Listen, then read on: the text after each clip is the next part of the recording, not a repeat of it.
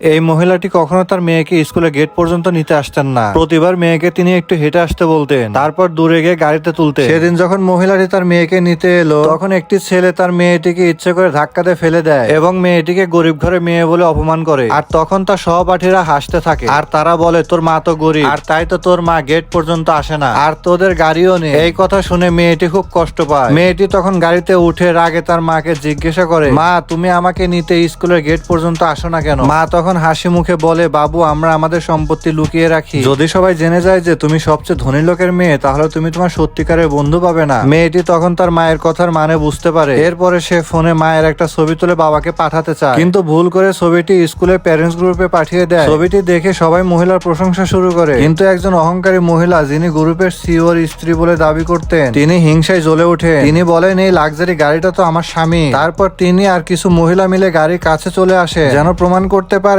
আগের মহিলা